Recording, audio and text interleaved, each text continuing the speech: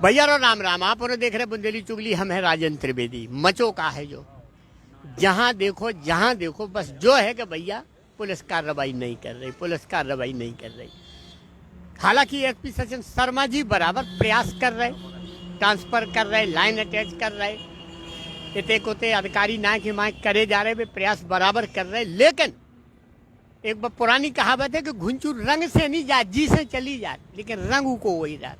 तो जिनकी जो आदत पड़ गई, जो कछु ऐसे भ्रष्टाचारी हैं कि जिन्हें सिर्फ वही देखा, पैसा देखा, सही गलत नहीं देखा। आज जो खबर है भैया बमीठा थाना क्षेत्र की, इन्हें शक है कि हमारे लड़का का मारोगो, कत्ल करोगो, लेकिन FIR दर्ज नहीं भाई। FIR में जो दर्ज नहीं करो जा रहा हो कि हत्या करी गई। इन्हें जबकि शक है, जैसो कि इनके सामने घटनाक्रम आओ है। अब इनकी कहानी ये नहीं कि जुबानी सुनवा रहे हम आप लोगों का लाइव प्रस्तुति के माध्यम से कि क्या घटनाक्रम है, कैसे घटना घटी। भैया का नाम? हमारा नाम है शिवम गुप्ता। हम का अच्छा शिवम, का घटना घटी? हमारे भाई का कुछ गांव में कुछ विवाद हो गया था उन लोग से, तो लेकिन उसके मतलब वो लोग उनके घर से आए थे, तो वो वाला मैटर सॉल्व भी हो गया था। उसके बाद वो शाम को टाइम आए हैं, तो उन लोगों ने मतलब गाली गलौज करने लगे पापा लोग से हैं। तो पापा लोग ने पूछा क्या हो गया, हमें मैटर बताओ। तो बोले नहीं, तुम निकालो अपने लड़के को, जान से मारना है उसको, धमकी देना कि घर जला देंगे, ये कर देंगे, तुम्हारी बदनामी कर देंगे। तो उन्होंने कहा ठीक है, हमारे लड़का आ जाने दो, तो हम उनसे पूछेंगे क्या गलती है।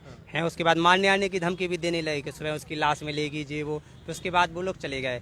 तो उसके बाद मतलब भैया को वहाँ पे सामने था 100 मीटर की दूरी पे, तो भैया वहाँ पे खड़ा हुआ था तो वो उनने ये सोचा कि वहाँ पे जाएंगे, ज़्यादा विवाद हो जाएगा, इन लोग को चला जाने दो, फिर उसके बाद अपन जाएंगे तो सॉल्व कर लेंगे। तो उसके बाद फिर पापा जब वहाँ पे देखने गए तो वो वहाँ पे नहीं मिला भाई हमारा।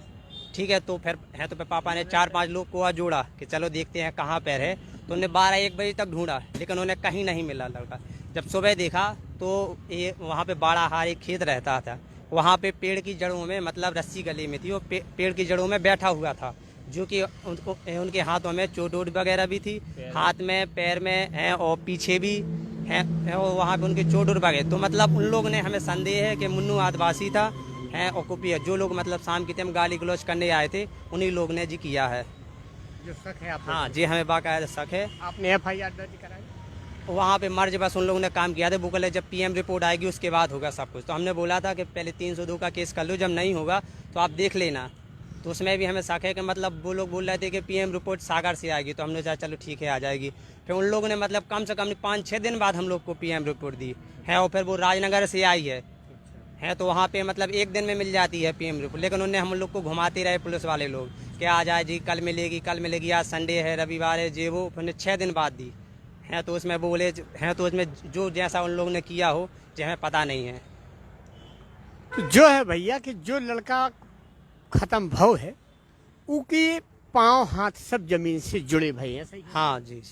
तो एक सवाल जो जरूर उठा थे, प्रश्न चिन्ह इतने जरूर लगे थे कि अगर उनके पाँव जमीन से छू रहे या हाथ छू रहे तो वो सुसाइड कैसे कर सकत, आत्महत्या नहीं हो सकत। दूसरो जो है कि उनके शरीर में जो चोट के निशान पाए गए हैं, हाथ में है, पीठ में है, और पोस्टमार्टम रिपोर्ट में जिक्र है। हाँ है, जिक्र है उसमें। हाँ, हाथ में निशान है और पीछे है, मतलब उसमें सब जगह जिक्र किया है कि लगा हुआ है। लेकिन उन लोगों ने मतलब गले में रस्सी थी, तो जैसा भी किया उन्होंने हैंगिंग लिख दिया उसमें। तो पुलिस लोग बोल रहे हैं उसमें हैंगिंग लिखा है, तो मतलब कोई उसको मार के भी टांग सकता है, तो उसमें भी हैंगिंग है। हाँ, तो उनने तो मतलब जो हमें संदेह है, उन लोगों ने पहले मारा है, फोन को टांग दिया, और फिर मेन बात जड़ों के बीच में कौन जाएगा। उसी के बगल में जस्ट पेड़ है बगल में, तो ऊपर से भी तो नीचे कर सकता था, लेकिन नहीं। अबे आप SP साहब लोग गए? जी नहीं, SP साहब नहीं मिले हमें, विक्रम सिंह सर जी मिले हैं।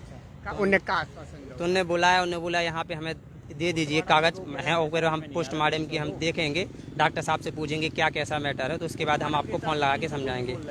और बोले 302 का केस नहीं होगा, जो पोस्टमार्टम बता रही है उस हिसाब से। तो जो बात है भैया, पुलिस पोस्टमार्टम देख के कार्रवाई करे, जो एक कानूनी प्रक्रिया है। अब पुलिस के हिसाब से बन रहा हो कि 302 नहीं बन रहा हो, पुलिस को ऐसा केबो है, जबकि डॉक्टरी साक्ष्य में है कि चोट दिखाई दे रही है, उनमें उल्लेख भी है, उनमें प्रूफ भी है इनके सामने। अब जो है मामला के भैया विवेचना की भाव चाहिए, अच्छे से विवेचना भाव चाहिए, और TI का जाके विवेचना खुद ही करो चाहिए, ना कि कोनो अधीनस्थ से कराओ चाहिए। तो दूध को दूध, पानी को पानी हो जाए। सी जा है साहब के। एक तो इनकी मम्मी जो हैं वो खरियानी में पदस्थ हैं, वो आंगनवाड़ी कार्यकर्ता के रूप में, और अकेली रहती हैं जे, और इसकी 2 सिस्टर रहती हैं बमीठा में, और सिर्फ मम्मी और पापा और भैया रहता था। अब भैया है नहीं, अब रह गई हैं वो अकेली। तो उनको भी अपने आप में एक थे डर भय बना हुआ है उन लोगों का, क्योंकि उन लोगों को छोड़ दिया गया है। जब उन लोगों को छोड़ दिया गया है, वो गांव में है, तो इनको भय तो बनेगा ही। तो उनको भय भी है, तो वो अभी तक 14 दिन हो गए गाँव नहीं गई हैं। उनने अपने अधिकारी, जो आंगनबाड़ी कार्यकर्ता के अधिकारी होते हैं, उन लोगों को सूचित भी किया है कि हमें भय है। तो उनने ये कहा है कि आप कलेक्टर साहब को आदेश करें। और इनने जब जैसे ही मर्डर हुआ था, उसके बाद ये उसी दिन रात में दोनों लोगों को पुलिस ले आई थी। उसके बाद कुछ दिन उनने रखा है, और फिर बिना किसी जानकारी के हम लोगों को वो छूट गए हैं। और गांव में वो गए हैं, तो गांव में इन लोगों ने या गांव वालों से खबर मिली है कि वो बोल रहे हैं क्या कर लिया बानिया ने, क्या कर लेगा बानिया, अब आके दिखाए। तो एक भय की स्थिति बहुत ज़्यादा भयानक है। और इन लोगों का परिवार वहाँ पे विशेष है नहीं, सिर्फ ये सिंगल बानिया हैं, बाकी ब्राह्मण हैं और आदिवासी गौड़ वगैरह हैं। वहाँ मेन चीज़ क्या है कि खरियानी जो गांव है, वो गांव बसा है जंगल में, पन्ना नेशनल पार्क में। वहाँ जाने की कोई फैसिलिटी है नहीं, वहाँ जाना पड़ता है नाव के द्वारा। मोबाइल में सिग्नल आते नहीं हैं। कल के दिन इसको भी भय है कि कल के दिन अगर मेरी मम्मी पापा को कुछ हो रहा है तो मैं कहाँ कैसे पहुँचूँगा। वहाँ पहुँचने में 2 घंटे लगते हैं, वो जंगली एरिया है पूरा नेशनल पार्क का। तो इनको भय भी है। और रात में एक अंदेशा, जितने भी गाँव वालों से मेरी बात हुई, गांव वालों ने भी बताया, तो सबने ये कहा है कि यहाँ फांसी लग ही नहीं सकती है। फॉरेंसिक की जो इनकी रिपोर्ट टीम गई थी दूसरे दिन जांच करने, उसने भी गांव वालों के सामने यही बोला है कि यहाँ तो फांसी लग ही नहीं सकती, जड़ों में कैसे फांसी लग जाएगी।